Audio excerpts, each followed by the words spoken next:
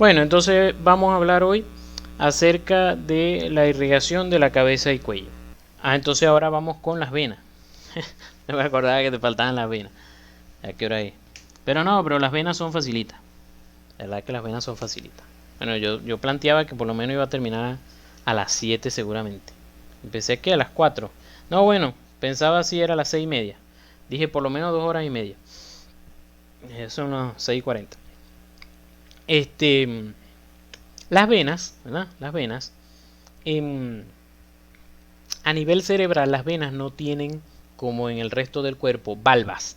Valvas que ayuden, porque las valvas permiten que la sangre se estanque y siga subiendo. Porque las venas normalmente van en contra de la gravedad, entonces tienen unas valvas para que la sangre vaya subiendo y vaya pasando por piso. En cambio, las venas a nivel de la cabeza, como van a favor de la gravedad, no necesitan tener valvas, sino que bajan facilito. Por eso es que si ustedes se colocan, si los guindan, como les dije el otro día, si los guindan como unos pollos, los guindan de los pies, los secuestran, los guindan de los pies, la sangre se le va para la cabeza y no haya cómo devolverse. Se tiende a quedar en la cabeza porque el corazón sigue bombeando hacia abajo, porque ustedes están boca abajo, siguen bombeando y la sangre no se puede devolver. Entonces, la sangre, aquí fíjense, yo tengo un corte coronal del cerebro, ¿verdad? Y estas son las meninges. Esto que ustedes ven aquí son las meninges. Estas rayitas son parte de las trabéculas que forma la meninge aracnoides. Entonces, entre las meninges y ya el cráneo se forman lo que se llaman lagunas cerebrales. Lagunas cerebrales que es como si fueran venas, pero que son amplias. Son amplias y donde está la sangre ya venosa que se va devolviendo. Entonces se va devolviendo, ¿verdad? Hay conexiones entre el cráneo como tal con el cuero cabelludo, pero prácticamente la mayoría se tiende a devolver a través de esas piscinas o vacuolas, ¿no? Aquí van. Entonces, como por eso es que si ustedes ven el cráneo por dentro, ven que tiene estas señales que son las señales que dejan las venas cerebrales.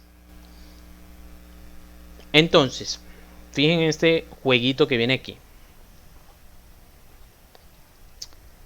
Esto que ustedes ven aquí es lo que se llama la hoz del cerebro. La hoz del cerebro es, como ven aquí, esto es las meninges, ¿verdad? Estas capas que ustedes ven aquí son las meninges y ven cómo vienen rodeando al cerebro, pero en la mitad del cerebro ellas se repliegan y se devuelven. O sea, entran, se repliegan y se devuelven, ¿eh? Entonces, si yo saco el cerebro y dejo solo la meninge, queda esto. Entonces, esto es la meninge que se metió en la cisura longitudinal del cerebro, que la cisura longitudinal es esta que divide al cerebro en hemisferio derecho e izquierdo, ¿verdad? Es esta meninge que venía aquí del cráneo, se metió, se repliega y se devuelve. Todo, en todo esto. Y esto se llama hoz. Esto se le llama hoz del cerebro, H-O-Z. ¿Qué es una hoz? ¿Han visto? Eso era algo que se usaba para, para cegar, para cortar el trigo. Han visto siempre el muñequito que representa la muerte, que tiene como si fuera es algo de cortar, pues. Es una hoz que tiene en la mano. Esa hoz, es por eso que esto se le llama hoz del cerebro, porque la hoz es lo que se usaba para cegar. Creo que están preguntando por ahí.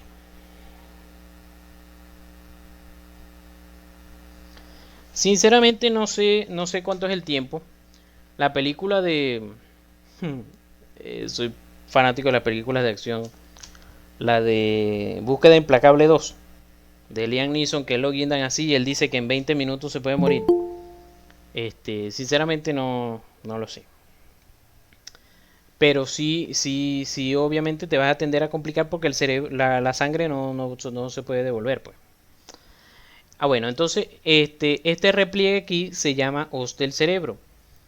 Igual, esto que ustedes ven aquí, es a nivel de aquí, más o menos. Es a nivel de aquí. Entonces, de aquí para abajo está el cerebelo. Y entonces, a esta casita que está hecha por esto, fíjense, esto que ustedes ven aquí es esto mismo. Esto se le llama tienda del cerebro, porque es como su casita perdón, tienda del cerebelo, porque es como la casita del cerebelo, que está aquí, él está aquí. Entonces, el cerebelo a la final está separado del cerebro por esto que se llama tienda del cerebro, que es un repliegue también de meninges. Entonces, a través de las meninges se van las venas. Las venas caminan a través de las meninges. Entonces, comencemos con la primera vena, que es esta que tenemos aquí. Se llama sagital superior. La vena sagital superior va por toda la línea media encima de la hoz del cerebro y termina aquí en lo que se llama confluencia de los senos, porque entonces estas venas como tal no se llaman venas, sino senos. Senos, porque como no tiene valva y eso, las paredes son muy finitas, porque las paredes están formadas prácticamente por el tejido de las meninges y no por venas así como las encontramos en los brazos y en las piernas. Entonces se llaman seno. Entonces tenemos el seno sagital superior que termina en la confluencia de los senos. Tenemos en la parte inferior de la hoz cerebral, tenemos el seno sagital inferior. Seno sagital inferior que termina, ¿verdad? Y se convierte en seno recto.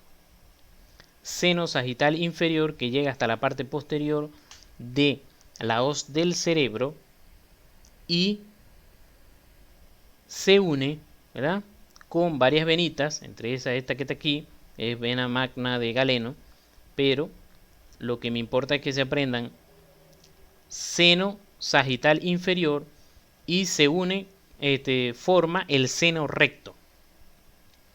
Entonces, seno recto y seno sagital superior confluyen, valga la redundancia, ustedes saben que me gusta redundar, confluyen en la confluencia de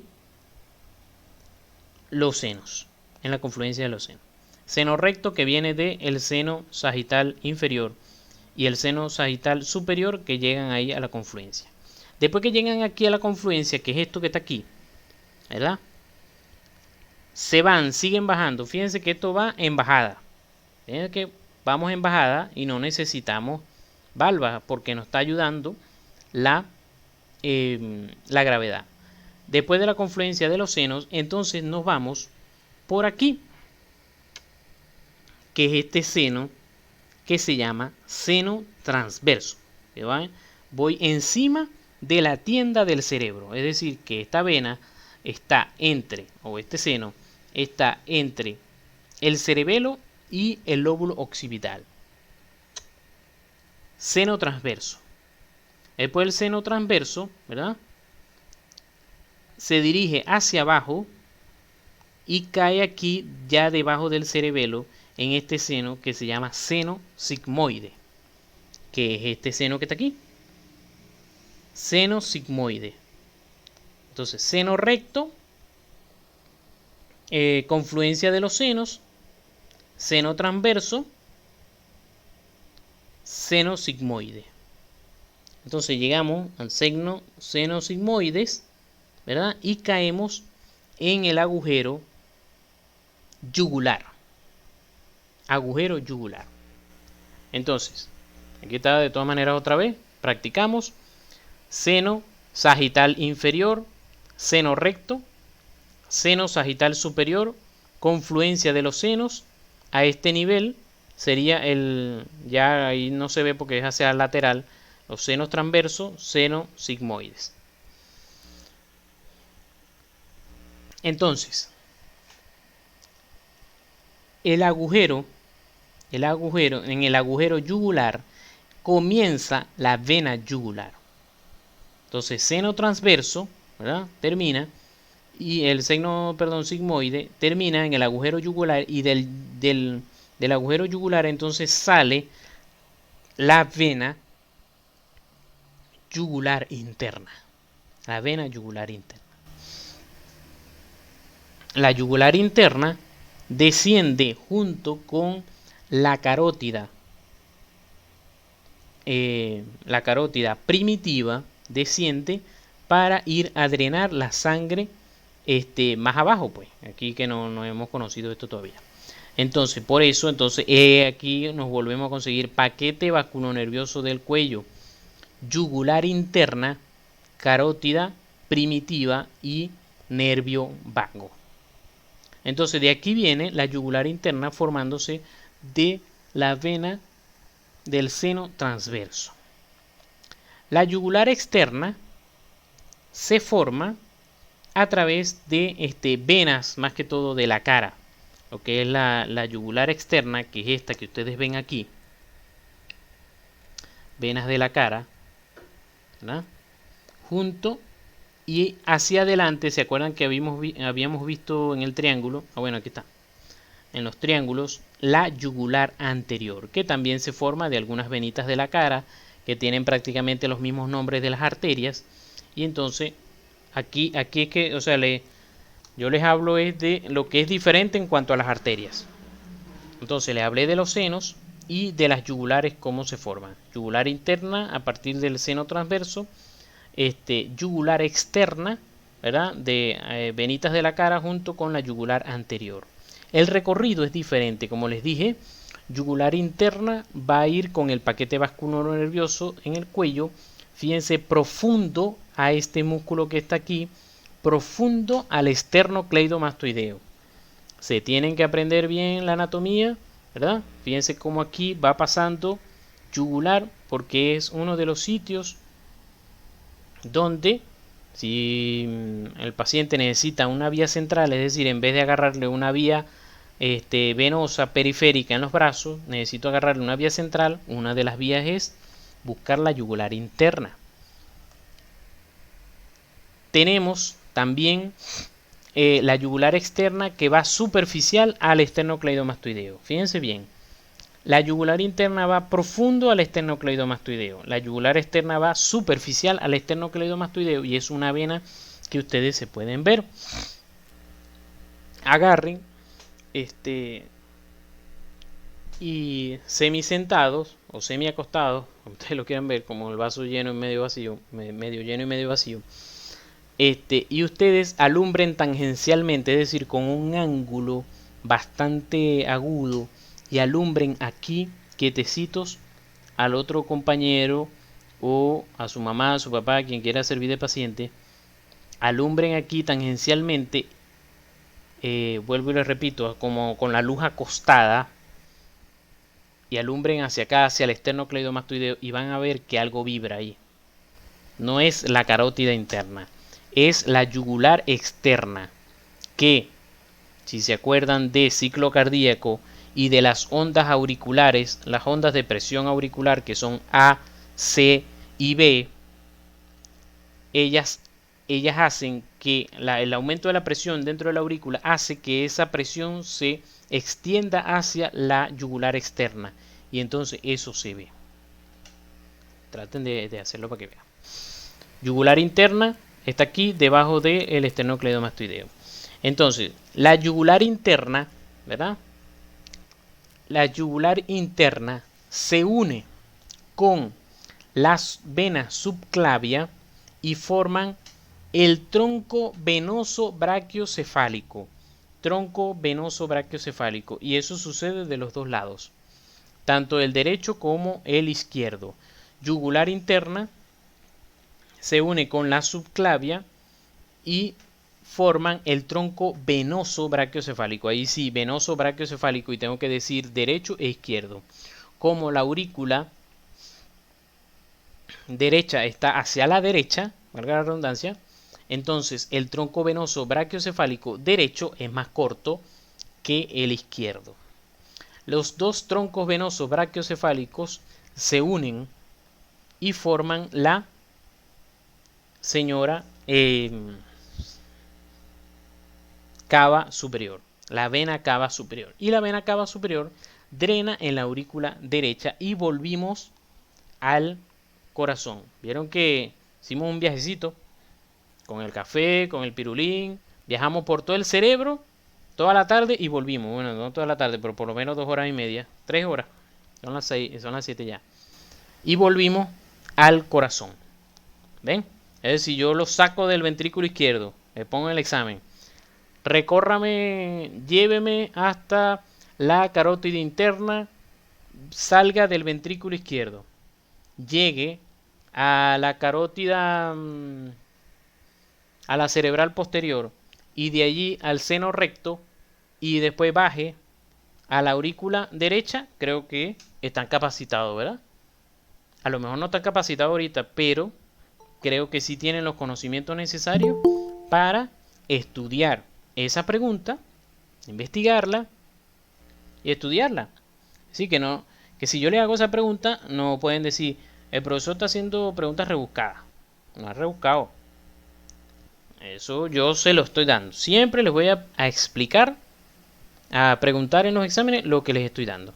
Fíjense, aquí está drenando la, que se me olvidó decirles, la yugular anterior, drena en el tronco venoso brachiocefálico, y la yugular externa drena en la subclavia. Los ganglios linfáticos, no voy a repetir pregunta. No voy a repetir pregunta, porque entonces, como repetí la pregunta, como dije la pregunta, ahí sí vamos a buscar la pregunta. No. Eso, o sea, eso que les acabo de decir es, en resumen, toda la clase. Es toda la clase. Es decirle, pasa por aquí, pasa por allá. Eso es como yo decirle, a mí me dijeron una vez en quinto semestre, sin anestesia. Pero me daba risa porque la profesora lo dijo así con la mala intención. Me preguntó, dígame el recorrido desde el ventrículo izquierdo hasta el dedo gordo del pie. Dale. Me fui para allá para abajo. Claro, y ella me vi como me lo hizo con la intención de que yo no le iba a responder. Claro que sí le puedo responder. Pero bueno, porque lo practiqué bastante y siempre yo agradezco a mis compañeros de clase que me ladillaban, que se lo volviera a explicar, y más nunca se me lo olvidó. ¿No? Bueno, además, vuelvo y repito, ya están llorando. Además, no necesariamente esa es la pregunta que va para el examen. Yo no me pongo a decir preguntas aquí para que eso es lo que va para el examen. Sino que lo que quiero decir es que ustedes hagan el ejercicio. Hagan un recorrido entre ustedes mismos. Bueno, pónganse a recorrer cómo va una bacteria del ventrículo izquierdo y llega, cómo hago para llegar a la cerebral posterior. Y de ahí llego al seno recto y después me devuelvo a la aurícula derecha. ¿Cómo hago eso? Eso es la clase de hoy. No es nada del otro mundo. O si le digo otra arteria, se van a estudiar esa alcaletre. Se van a estudiar la pregunta alcaletre. Y si les hago otra arteria. Y si les digo, llévemela a la maxilar interna. Y que de hecho allí han habido casos de que por infecciones a repetición a nivel de las fosas nasales, entonces por la maxilar interna acceden, por la meninge media, acceden a las meninges y da meningitis. El caso es verdad. Entonces, si les digo la pregunta que les di al principio, se la van a aprender al caletre. Y entonces vengo yo y les pregunto otra. Pero la idea es que ustedes se aprendan todas las arterias que yo les di hoy. Así como yo me las aprendí, las deben aprender ustedes. Los ganglios linfáticos, bueno, es importante también porque en introducción a la práctica médica, alguien como el profesor Torre, o si yo les diera clase de introducción, les va a preguntar, ¿usted va a palpar los ganglios? Bueno, pero ¿de dónde salen esos ganglios? ¿De dónde viene la linfa de esos ganglios? Entonces, tenemos los ganglios occipitales que traen linfa del cuero cabelludo occipital. Los retroauriculares, ¿verdad?, que traen linfa del cuero cabelludo temporal y parietal y de parte del oído. Los ganglios parotidios traen obviamente de la glándula parotidia y del cuero cabelludo frontal. Igual los submandibulares y submaxilares tienen que ver con la linfa de la cara y de la boca. Entonces hay veces que el paciente te puede llegar: doctor, que tengo un ganglio inflamado. Tengo un ganglio inflamado aquí atrás. ¿Qué será eso? Entonces usted debe examinar bien aquí cuero cabelludo, porque a lo mejor hay una infeccióncita por allí y entonces el ganglio por eso está inflamado. O ganglios parotidios o ganglio submandibular traen linfa también de las amígdalas, y entonces el paciente viene porque tiene inflamado estos ganglios y entonces, bueno, no sé por qué será, pero como no te acuerdas que la linfa de ahí que está pasando por ahí viene de las amígdalas, entonces hubieras revisado la boca y te das cuenta que tiene una tremenda amigdalitis. ¿Ves? Entonces esas son las importancias de eso. Y bueno, esto es en el cubo azul, cuando se podía. Estos son los primeros estudiantes que yo les di Morfo 3 en el 2013. De hecho, ese día fuimos a coro. El doctor Torres me había invitado a una clase de cardio, de que le diera electrocardiograma a sus estudiantes cuando no se había jubilado, y le di las clases y después me los llevé a todos. Me llevé a mis estudiantes de Punto Fijo para allá para coro. Nos tomamos fotos en el cubo azul, fuimos a comer y todo. Ahorita, bueno, imagínense. Ahorita tengo tiempo, por cierto, que el doctor Torres no lo visito y le debo esa visita. Bueno, muchísimas gracias. ¿Tienen alguna pregunta?